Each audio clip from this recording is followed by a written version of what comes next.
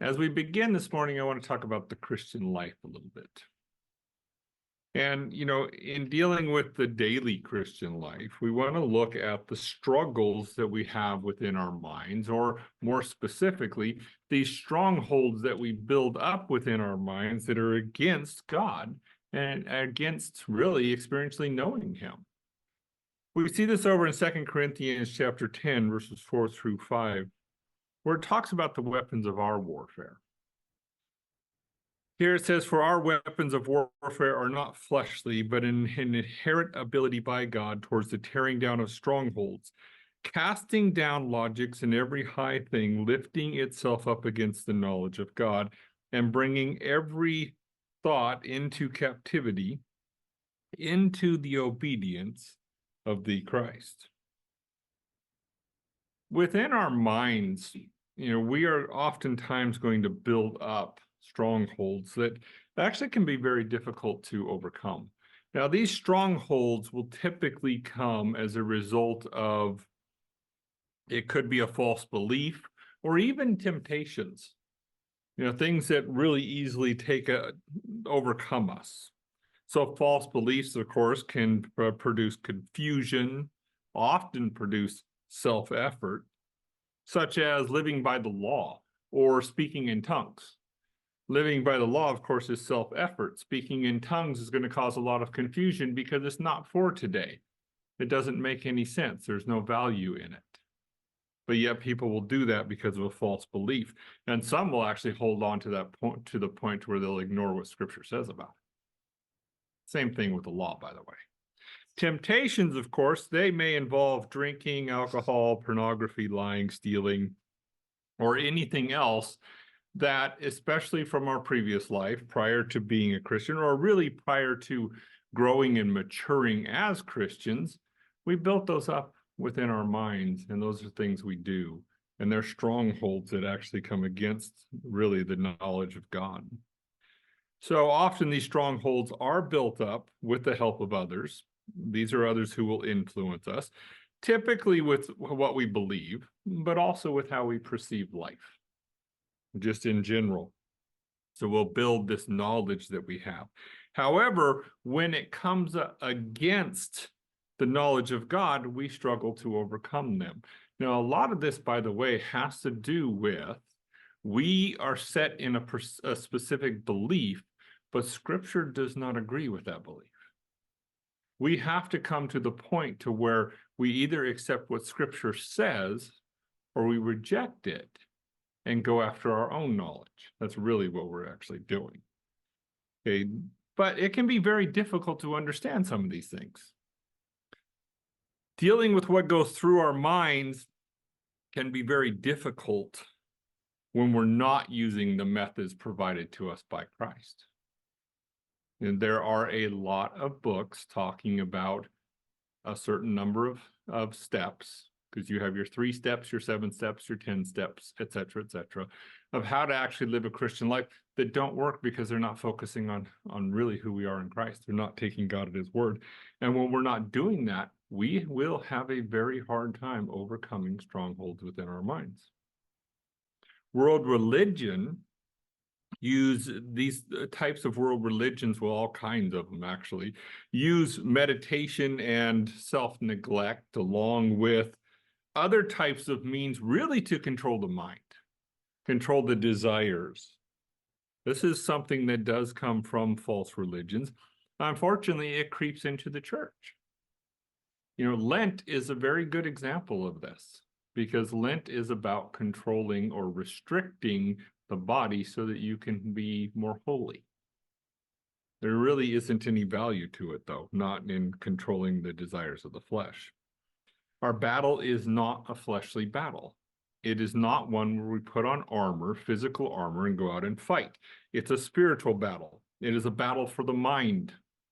How we actually, how we understand things, how we perceive things, what things we allow to remain in our minds. And this is why, of course, it's so important for us to frame our minds in a correct way. We need to set boundaries on our mind. Proper boundaries. That is the framing of the mind. The framing of the mind literally means to put boundaries around how you're going to permit yourself to think. And that is anything coming within your mind that doesn't fit within those boundaries, a thought passes through, you reject it.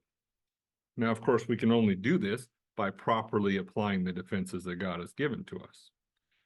We are seated at the right hand of God with Christ, and we need to remember that. So as Christians, our frame of mind then needs to be focused on the things above, not on the things of the earth. So it's not just any frame of mind, it's a proper frame of mind. We need to focus on things that relate to the truth. And this, of course, involves reflective thinking. Since you were raised with Christ, seek those things above, where Christ is seated at the right hand of God. Set your reflective thinking or your reflective mind on the things above, not on things of the earth. Okay, this isn't talking about focusing with intent all day long, because that can really wear you out. This is talking about a general rule that you're setting your boundaries for the way you're allowing to think. And when you get outside of that rule, you're correcting yourself. No, now a lot of this may simply be, that is not who I am in Christ. Some thought comes in, or you're involved in an action, and you know, it's like, whoa, wait a minute, this isn't really what I want to be involved with. This is not who I am, because it doesn't fit within the proper frame of mind. Having this frame of mind, of course, on thinking on things above, we can then filter the thoughts that come through our mind. And we should be then rejecting those that do not fit within this frame of mind. They're not related to the things above. They're not related to who we are in Christ. Now, when it comes to our strongholds, these strongholds, of course, are within our minds, and we need to take God at his word to overcome them, because his word actually will overcome them. Identify where they're coming from. What's the source of the thought?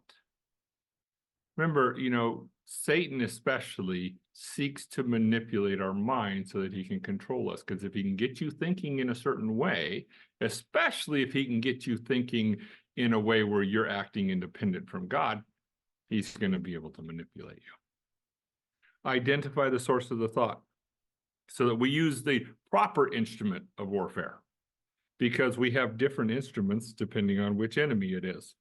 And then, of course, by using the proper instruments for our warfare, we can tear down these strongholds. Is it coming from the sin nature? You know, remember, we have a part of us that wants to do things that are wrong, even though we want to do things that are right. Okay, is that's where its source is from. Now, Scripture talks about the source of, or the desires from the flesh. More specifically, it calls them the works from the flesh. So these types of desires that come from our sin nature can be identified. You see this over in Galatians chapter 5, verses 19 through 21, where it talks about this. Now, the works of the flesh are evident, which are adultery, fornication, uncleanliness, lewdness, idolatry, sorcery. Actually, sorcery is religious, superstitious awe. Hatred here is actually an inner burning anger.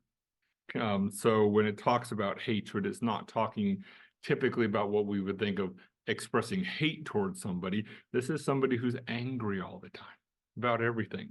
Contentious jealousy, and then outbursts of wrath or outbursts of anger, selfishness. These are the types of things that come from the flesh. When we have those types of desires, we need to put up the proper defense against the flesh. What is the proper defense? Thou shalt not? Well, good luck with that one, because I guarantee you shall. And what do I mean by that? You start putting law on the sin nature, you give the sin nature strength. You say, no, I do not want to do this. No, I'm a good Christian. And then you turn around and you find yourself doing it. That's not how we fight against the sin nature. We put on the proper defense. Okay? We do not say no to the sin nature. What we actually do is stop yielding ourselves to the sin nature. Start doing what is right. Walking in the newness of life that we have in Christ. Romans chapter 6 and verse 6 talks about this. Experiencing knowing that Our old man was co-crucified in order that the body of the sin, and it is referring to the sin nature here in the context, so that the body of the sin should be rendered ineffective so that we are no longer slaves to the sin nature. It's not saying we won't get the desires, but it is saying we have freedom in Christ from fulfilling those desires. Then, of course, we need to apply the truth. Are you going to count this to be true? Because this is what God says. In Christ, we have been, in God's mind, he sees us as having died and been raised with Christ to walk in newness of life. Romans chapter 6 and verse 11. Thus also you should reckon yourselves to be dead. On the one hand, to be dead to the sin nature. On the other hand, living ones to God in Christ Jesus. And then we get to the action part. Start doing what is right. Focus on doing what is right. Romans chapter 6 and verse 13 talks about this. Neither present your members instruments of unrighteousness to the sin nature, but present yourself to God as out from the dead, being living ones, and your members instruments of righteousness to God. Focus on doing what is right. That's how we're going to overcome the sin nature. When it comes to Satan, is he the one who's attacking us? Are we dealing with a desire to be independent from God? Are we being discouraged, disappointed? Acting as though we don't deserve what we're getting, and it's starting to negatively impact our mind? That's from Satan. That's not from the sin nature. Put on the armor of God. God has provided this for us. Now, of course, remember, this is over in Ephesians chapter 6, verses 10 through 18. Remember that this is a mental battle. It is not a physical battle. So our first point that we should start with, as it describes here, finally, my brethren, be strong in the Lord.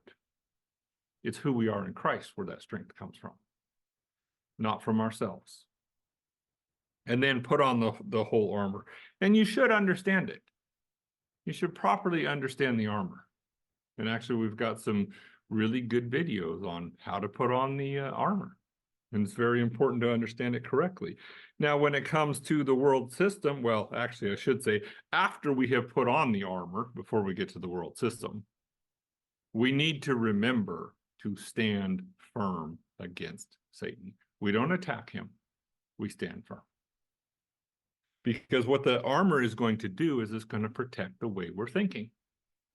He's going to say, well, you should be disappointed in what you're getting. It's not fair. Well, in Christ, I have salvation, and what God has provided for me, I can deal with it. His grace is sufficient for me. So you can start to deal with difficult situations, stand firm. And of course, that's the rest of Ephesians chapter 6, verses 10 through 18, where he specifically says, having put on the armor, you stand firm. Now getting to the world system. World system is very subtle. It likes to control things in a way where it kind of makes you feel more like you're being rocked to sleep. You're not really paying attention to things.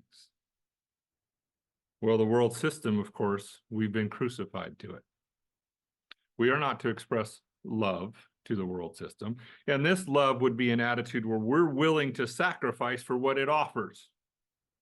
Recognize that we have died, and although we live in it, we don't use it to its full extent. And we do not abuse it. 1 Corinthians chapter 7, verse 31 talks about this. And those who use this world is not misusing it or using it to its fullest. For the form of this world is continually passing away. The weapons that God has given to us are stronger than the strongholds we build up within our minds. We just have to use them correctly. Now, these are strongholds that are built up against an experiential knowledge of God, which, of course, like I said, typically would involve false beliefs, but can involve other things. Therefore, when bad thoughts enter into our mind, we do not line up, Let's try that one again. Therefore, when bad thoughts enter our minds, or our beliefs do not line up with the truth, then let us take the proper defense, tearing down those strongholds so that we're no longer being held captive by these things. And then, of course, the end result would be we can live a life of righteousness. And the reality in this is you are going to be faced with what Scripture says and what you were taught or what you believe. And what you believe is going to contradict what Scripture says. Are you going to come to the point to where you're going to take God at His word, even though you don't fully understand it? But you can see there's a contradiction. A very good area of this today is actually speaking in tongues for those who actually claim the speaking in tongues. They will not listen to what Scripture says about it. But there's a lot of other areas, those who want to live by law. Scripture is very clear that says we are not ones who live out from law. Yet so many people say, but we have to obey the law. If I don't obey the law, then I have no rules and I can do anything I want. But then they take it to the negative part instead of the positive part. I'm not under law because in Christ I'm righteous, so I can now live out righteousness apart from the law. Don't need it.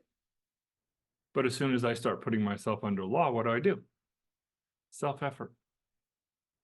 I build up a stronghold. Oh, I got to do this. Thou shalt not. Thou shalt not. I don't have victory over my sin nature because I'm using negatives, not positives. So remember, God has given us all things pertaining to life and godliness. We need to use them, apply them, and then live a life of righteousness.